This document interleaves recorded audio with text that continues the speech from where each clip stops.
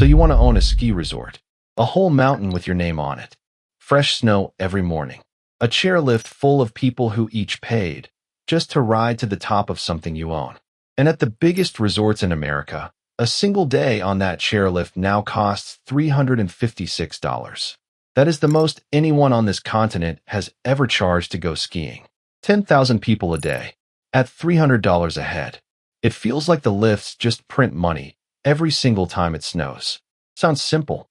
It is not simple. Because here's the first strange thing. Almost nobody actually pays that $356. And the way a ski resort really makes its money, and the way one warm winter can quietly kill it, is one of the weirdest bets in real estate. It is a business that spends a fortune all summer, betting on snow it cannot control, selling a product before it exists, to customers who might already belong to someone else. The lodge, the fireplace, après-ski, a line of happy people handing you money just to stand on your mountain and feel something. From the outside, it looks like the easiest luxury business in the world. This is the business of owning a mountain. And before you sell a single lift ticket, you have to survive the buy-in. Let's start with a problem you didn't expect. You probably can't build a new one. In the United States, essentially no new major ski resort has opened in about 35 years. Think about that. Not because nobody wants to. Because the good private land near the good snow is already taken. Because getting permission to carve trails and string lifts across a mountainside can take a decade of environmental fights. And because the money required is simply enormous. So owning a ski resort almost never means building. It means buying an existing mountain and paying a premium for a thing nobody can make more of. You're not buying a business. You're buying one of a fixed number of trophies, and everyone who wants one is bidding against you. And here's the twist. The mountain itself, the dirt, the trees, the view, is almost the cheap part. The land just sits there. What actually devours the money is everything you have to bolt onto that mountain to move human beings up a freezing hill, safely, 10,000 at a time. Start with the lifts. A single modern chairlift costs somewhere between $2 and $10 million. Want a gondola, those enclosed cabins that float people over the nasty terrain? $10 to $30 million. Each. One lift. And a real mountain doesn't have one lift. It has a dozen. And this is not hypothetical. When one Vermont resort, Killington, replaced a single quad chairlift, the bill came to $6.5 million for one lift. And that lift was just one line item in a $22 million upgrade package. One chairlift, plus $2 million in snowmaking, plus $2 million in new grooming machines. Spent in a single off-season, before that resort sold one extra ticket. That is the pace this business burns money. Then there's the snow. And you cannot leave that to the sky anymore. We'll come back to why. A snowmaking system costs $500,000 to $5 million just to install across a mountain, and then hundreds of thousands more every winter simply to switch it on. Then the grooming machines, the snowcats that comb the slopes flat overnight, $400,000 to $500,000 each. And you need several, because a mountain is enormous and every trail has to be perfect by breakfast. Now stack on the rest.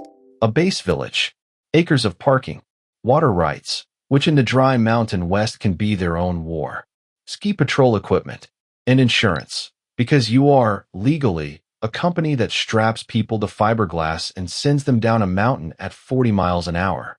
And some of them are going to get hurt, and some of them are going to sue. And here's what nobody tells you. You never actually finish paying for this machine. Lifts wear out. Snow guns go obsolete. Every few years, another one of those multi-million-dollar chairlifts comes due for replacement, whether you have the cash or not. Because a slow, rusting old lift is exactly how you lose your skiers to the shinier mountain next door. The buy-in isn't a moment. It's a treadmill you can never step off. And because there are only so many real mountains, and everyone who wants one is bidding against you, you will almost certainly overpay. That's not a mistake, it's the whole game. You aren't buying a sensible cash flow machine. You're buying a trophy at trophy prices, betting that the scarcity itself makes it worth even more later. Hold that thought, It's the reason any of this madness makes sense in the end. Add it all up, and you can spend tens of millions of dollars before a single guest ever clicks into a binding. You've bought a mountain nobody can replace, poured a fortune of steel and water on top of it, and so far you have earned exactly nothing. Which brings us to the question almost every new owner gets wrong. You've built this expensive machine. Now, where does the money actually come from? Because it is not where you think. Ask a normal person how a ski resort makes money, and they'll say the obvious thing: lift tickets. People pay to ride the lifts. Reasonable, and almost completely wrong, in a way that changes the entire business. Let's look at the biggest operator in North America, Vail Resorts. It runs dozens of mountains, and because it's a public company, we get to read the real books. In its last full year, it brought in just under $3 billion. Now break that mountain business apart. Lift access, the actual skiing, is only about half of it, 51%. The other half comes from renting you the skis, teaching your kids in ski school, selling you a $20 burger and a $15 beer at the top of the lift, parking, lodging, a logo hoodie in the gift shop. A ski resort is not really a place to ski. It is a small, captive city built on the side of a mountain, and it charges you for every step you take inside it. The skiing is the reason you drove up. It is not the reason the mountain makes money. And every one of those prices is set by one brutal fact. Once you're on the mountain, you are a captive. Hungry at the summit? There is exactly one restaurant, and it's theirs. Forgot your gloves? One shop. Kids need lessons? One ski school. There is no competitor to walk to. The nearest one is a 40-minute drive and a whole separate lift ticket away. So the burger is $20, the hot chocolate is $8, and you pay it, because what else are you going to do? And underneath all of it sits the quietest money of all, the real estate. The condos, the slopeside hotels, the shops in the base village. For the big operators, lodging and property are whole business segments of their own. Because the moment your mountain becomes desirable, the dirt at the bottom of it turns into a gold mine you can sell over and over again. But here's the number that should genuinely break your brain. In that same year, the number of skiers who actually showed up on the mountain fell by 3%. Fewer customers walked in the door, and yet the company's profit didn't fall with them. It went up by 21%. Sit with that. Fewer people came skiing, and the resort made a fifth more money. That is not how a normal business works. A restaurant with fewer diners makes less. A store with fewer shoppers makes less. But this business made more from fewer people. And the only way that math works is if the money didn't come from the crowd on the mountain that day at all. It came from a decision those people made months earlier, a decision they'd already paid for, long before they clicked into a single lift. Once you see it, you can't unsee it. This was never really a ski business. It's something else wearing a ski costume. And the thing that changed everything, the invention that turned a weather gamble into a money machine, has a very boring name: the season pass. Let's go back to that $356 lift ticket, the scary one from the very start. Here is the secret about it. It is not really a price you're supposed to pay. It's a trap. It exists to make something else look like a bargain. Because for a little more than the cost of 3 of those peak days, you can buy a season pass, the Epic Pass, for around $1,050. And that doesn't get you one day. It gets you the entire winter. Not on one mountain, on dozens of them, across the country and around the world. So put yourself in the skier's boots at that window. Pay $356 for one single day? Or pay $1,000 for the whole season at 40 resorts. Suddenly the day ticket looks absurd, and the pass looks like the only sane choice. That's the trap working exactly as designed. And that $356 is not a lonely outlier. 6 different Vail mountains now charge more than $300 for a single peak day: Vail, Beaver Creek, Park City, North Star, Breckenridge, Heavenly. A whole tier of American skiing quietly crossed a line that would have been unthinkable a decade ago. Not to make money at the window, but to make that season pass feel like the only rational thing a human being could possibly buy. And it worked spectacularly. Today, roughly 3 out of every 4 visits to a Vail mountain come from somebody who already owns a pass. The walk-up skier, paying full freight at the window, is now the rare exception, a tourist who didn't do the math. Now, here's why this quietly rebuilt the whole business. The pass goes on sale in the spring. Most of them are sold by early December, which means the resort collects your money before the season even begins. Before anyone on Earth knows whether this winter is going to be a glorious powder year or a brown, rainy catastrophe. Think about how radical that is. The customer has already paid, whether they end up skiing 30 days or 3 days or 0 days. The cash is already in the bank. You haven't sold a lift ticket at all. You've sold a subscription to a mountain, and you collected it before the first snowflake of the year ever touched the ground. And once millions of people are locked into your subscription, you do the thing every subscription company eventually does. You raise the price. Over 4 seasons, Vail pushed the cost of its pass up by 59%. Pass revenue climbed 47%. Your customers prepaid, got comfortable, built their whole winter around your mountains, and then watched the price ratchet up year after year. And what are they going to do? Quit? Switching to a rival pass means new mountains, new drives, new routines, leaving the friends they always ski with. The pass didn't just sell them skiing.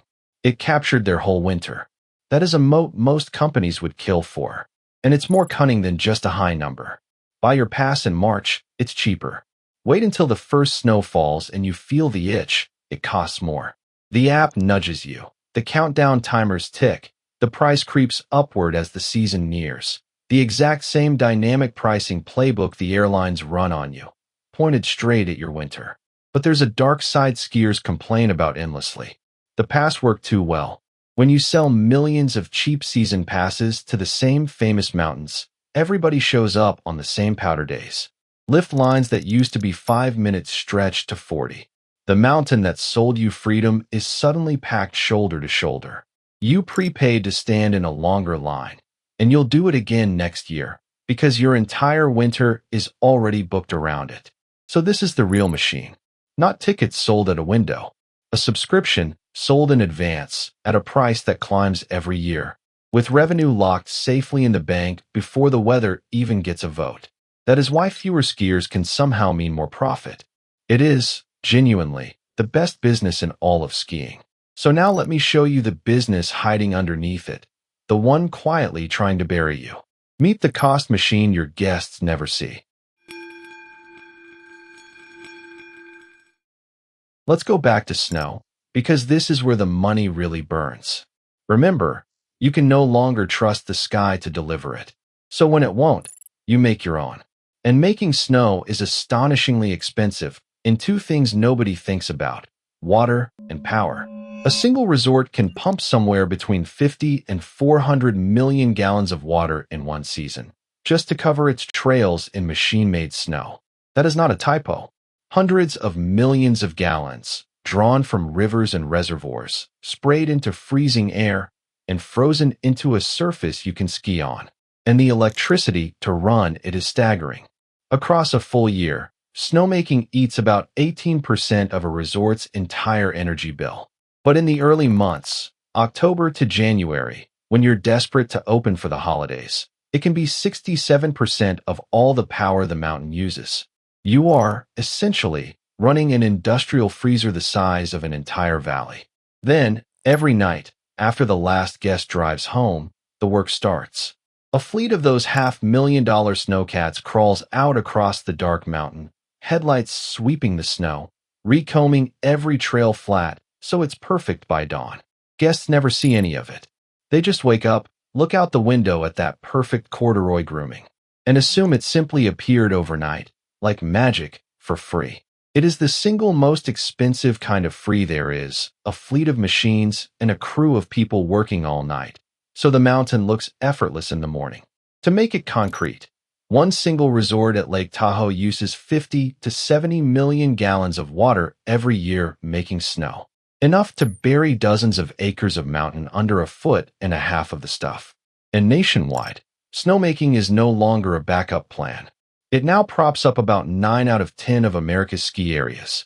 The natural experience you paid for is, more and more, manufactured by machines at industrial cost. And none of it pauses for a bad year. In a warm, dry winter, the exact season you make the least money, you actually spend the most running the snow guns around the clock just to keep a few trails open. Your costs spike at the precise moment your revenue collapses. It is the worst possible shape for a business, and you signed up for it the day you bought the mountain. And that crew is an army. Ski patrol, ready to rescue someone off a cliff at a moment's notice. Avalanche teams, who are on the mountain before sunrise, literally throwing explosives to trigger slides before guests arrive, so the snow doesn't bury anyone later. Lift mechanics, instructors, cooks. Cash flows out, constantly, to thousands of people whose entire job is to make the mountain feel safe and simple, which leads to maybe the ugliest problem in the whole business. You frequently cannot house the people who run your resort. Ski towns have become so expensive because of that same irreplaceable real estate that the workers who groom the snow and run the lifts simply cannot afford to live anywhere near them. So the resorts have become landlords out of pure necessity. Around 6 in 10 U.S. ski areas now provide housing for their staff, building dorms and dormitories, because otherwise there would be nobody to open the mountain in the morning. In one Colorado ski town, a job paying over $100,000 a year sat empty, not because nobody wanted it, but because whoever took it had nowhere to live. So resorts lean hard on seasonal workers from overseas, on special visas. But that program is capped at 66,000 workers for the entire country, split between summer and winter. Every autumn, you gamble that enough of them clear the paperwork and arrive before opening day. Water, power, machines, an army you have to feed and house. The mountain spends money 24 hours a day, whether it snows or not, whether a single skier shows up or not. And so far, these are only the costs you can control. Now meet the ones you can't, because while you were busy running all of this, somebody else quietly took ownership of your customer. Say hello to the middlemen. That season pass that saved your business? Here's the part that should worry you. It probably isn't yours. Over the last decade, the pass game in North America has been swallowed by two giants. Vail Resorts, with the Epic Pass, and Alterra, with the Ikon Pass. Two companies. Between them, they now own the winter. The Epic Pass gets a skier unlimited access to more than 40 ski areas. The Ikon Pass, unlimited at 18 top destinations and a stack of days at 40 more. Add them together, and these two passes cover almost every mountain a serious skier could actually want to ride. So picture yourself one more time. You're the independent owner. One mountain, your name on the sign. And out there is a skier with an Epic Pass already in their pocket. A whole winter, prepaid. Are they driving to your mountain and paying you again, at full price, at the window? Or are they driving right past you, to the mountain their pass already covers, for what feels to them like free? You have two choices, and both of them hurt. Choice 1, join a coalition. Put your mountain on the Epic or Ikon Pass. And yes, the skiers come flooding back. But now the giant is in charge. They set the terms. They control a big piece of the pricing. And crucially, they own the relationship with the customer. They have the data, the email, the credit card. You have become a single stop on somebody else's subscription. Or choice 2, stay independent. Keep your pricing, your data, your soul. And watch the pass holders drive straight past your empty parking lot to the mountain down the road. For a lot of small resorts, that is not a choice at all. It's a slow-motion decision to either be absorbed or die. And this didn't creep in over a century. It happened in about a decade. One mountain at a time, the two giants bought up the famous names, bundled them onto their passes, and rewired how an entire continent decides where to ski. If you learn to ski at a beloved little local hill, there's a real chance it now answers to a corporate headquarters hundreds of miles away. And it isn't only the money, it's the information. When a skier rides on the giant's pass, the giant knows everything. Which mountains they ski, which days, what they buy, exactly when they'll renew. You, the mountain they're physically standing on, might not even know their name. In the modern ski business, Whoever owns the data owns the customer, and it is not the person who owns the snow. This is the quiet truth of the modern ski industry. The name on the mountain is no longer the one who owns the skier, and the giants just keep growing. Recently, Altera bought one legendary Colorado mountain outright for $105 million. Another proud independent folded into the empire. It has gotten big enough that in 2025, both companies were hit with an antitrust lawsuit, accused of using their control of the pass market to inflate what every skier in America pays to get on a chairlift. The two barons who supposedly saved skiing are now being sued for owning too much of it. And here's the thing, even they, with all that power, cannot control the one partner who decides whether any of this works. Your real business partner is the sky. You can control your lifts.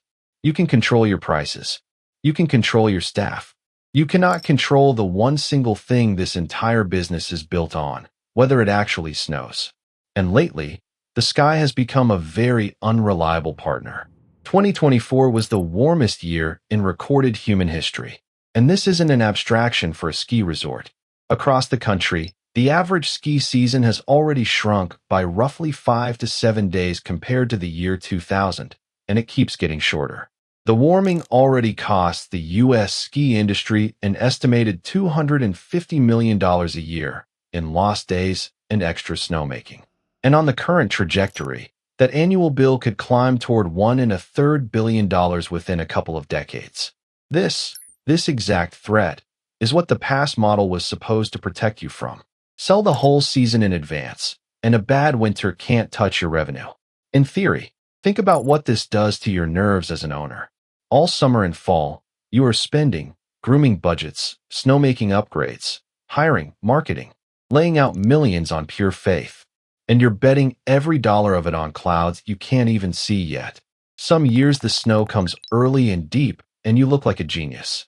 Other years, it rains on your slopes at Christmas. Your best trails sit roped off during your single most important week, and there is nothing you can do but aim the snow guns at the sky and pray for cold. And here's the cruelest catch of all. Snowmaking only works when it's cold enough to freeze. In a genuinely warm winter, the very thing you built to protect yourself, those hundreds of millions of gallons of firepower, simply stops working. Your hedge has a temperature limit, and the temperature keeps climbing. Except the armor is starting to crack. Look at this past season, and these are Vail's own numbers, straight out of its financial filings. In a single quarter, the number of skiers who showed up didn't just dip. It fell 15.5%, more than 1.5 million missing visits, compared to the winter before. And how did the mighty Vail respond to a mountain full of empty chairs? It charged the people who did show up even more. The effective price per ticket rose 12% to just over $100. Because for the first time in a long time, even the pass slipped. Pass sales fell, down about 10% in the number of passes sold. The subscription that was supposed to be completely weatherproof caught a cold. And when your locked-in revenue stops being quite so locked in, and the sky just keeps warming, you start to find out how a ski resort actually dies. And it's almost never how you'd guess. Here is a number that should genuinely stop you. At its peak, back in the 1960s, the United States had roughly 1,000 ski areas. Today, fewer than 500 are still running. About half of American skiing, simply gone.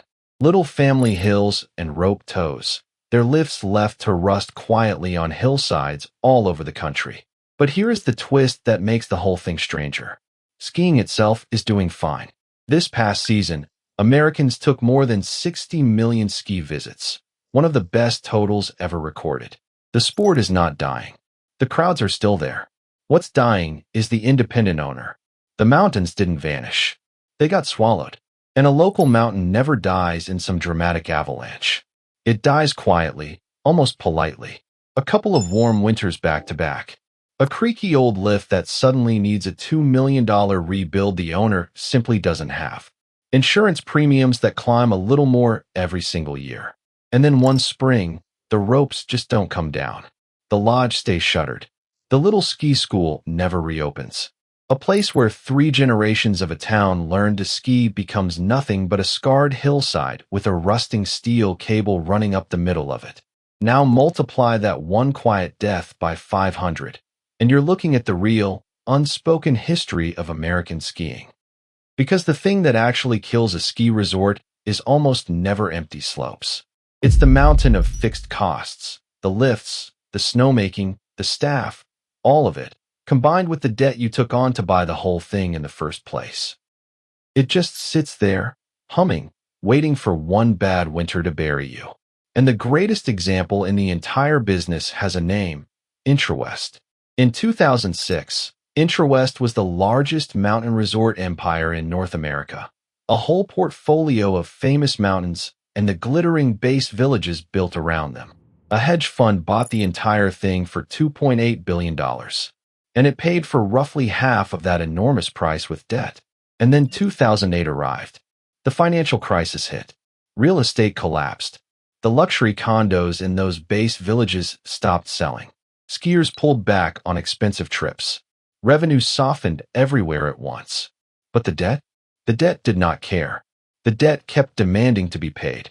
The debt load ballooned to more than $1.5 billion. And in 2009, the empire missed a $524 million payment. Let that sink in. One of the biggest names in skiing, unable to make a single loan payment. It scrambled, restructured over $1 billion of loans, and barely survived.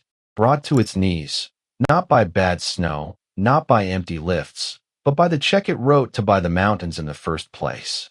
And here's the detail that makes IntraWest the perfect story. Its real bet was never lifts and snow. It was real estate. Those glittering base villages packed with luxury condos it planned to sell for a fortune. So when the housing market collapsed in 2008, the thing that actually broke the empire wasn't a lack of snow. It was a mountain of unsellable condos sitting on a mountain of debt. North America's grandest ski company was really a property developer that happened to own chair lifts, and it got developed straight into the ground. The hedge fund that paid $2.8 billion for it watched its ownership stake shrink to almost nothing. Years owning one of skiing's greatest empires. And in the end, the people who bought it were very nearly wiped out completely. And now the ending that ties this entire story into a knot. In 2017, that broken empire was finally sold off for $1.5 billion. The buyers took those mountains, bolted them together with others, and used them to build a brand new company. That company is Altera, the maker of the Ikon Pass. Read that one more time. The empire that overreached, drowned in its own debt, and nearly died, became one of the 2 past barons who now own the entire industry. The corpse of the old world turned out to be the skeleton of the new one. That is how resorts die.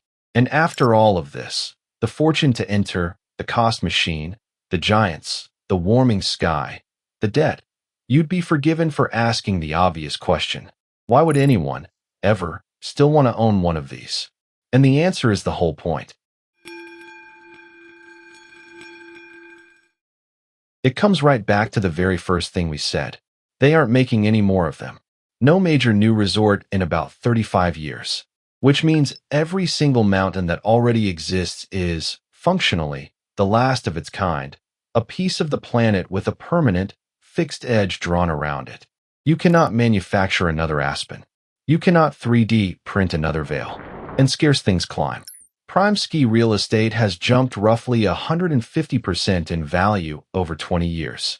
You might lose money selling lift tickets during a warm winter, but the land underneath those lifts keeps quietly appreciating. Because there is a permanent line of wealthy people who want a piece of the mountain and physically cannot build their own. So the real, honest answer to how does a ski resort make money is this. It was never really about the skiing. It's a subscription business, the pass, wrapped around a trophy piece of real estate they can't make more of. The skiing is the beautiful story you tell the world. The land and the subscription are the business you actually own. So who actually buys these things, knowing all of this? People who aren't really buying a business at all. They're buying permanence. A billionaire doesn't purchase a mountain because the lift tickets pencil out. They almost never do. They buy it the way someone buys a great painting or a private island. Because it is rare, it is beautiful, it has their name on it, and they can hold it long after the rest of us have moved on. The cash flow is a rounding error. The point is owning a piece of the planet that can never, ever be copied. And yet, even the winners bleed. Vail, the biggest and the smartest, the company that invented this entire modern pass machine. Its own stock is down more than 50% over 5 years. It still pays a fat dividend to its shareholders, but it is now paying out more money than it actually earns to keep that up. Owning a mountain, it turns out, is a bet that can outlast you. And sometimes, it outlasts your money first. And look closely at even the champion. To keep its shareholders loyal, Vail now pays out a dividend that runs to roughly 140% of what the company actually earns. Read that one more time. It is handing investors more money than it makes, borrowing the difference from its own future. That is not the look of a business swimming in cash. That is a company defending a promise it made back when the winters were still reliably cold, against a sky that no longer cooperates. So, do you still want one? A fortune of steel and water spent before you even open the gates. A subscription you collect before it snows. Two giants who quietly own your customer. A sky that grows warmer and less reliable every single year. And a mountain that will, almost certainly, be worth more than you paid for it, long after the skiing itself stops making any financial sense. It always comes back to that $356 ticket, the one almost nobody actually pays, the one that was never really the point, because owning a ski resort was never about the price on the window. It was about owning the mountain that the window is bolted to. If even one number in here surprised you, the like button is free, which, on this mountain, makes it the only thing that is. I'm going to keep tearing apart the businesses hiding behind the things you pay for. So subscribe, and tell me down in the comments. Would you rather own the whole mountain, or just be able to afford the lift ticket? Be honest.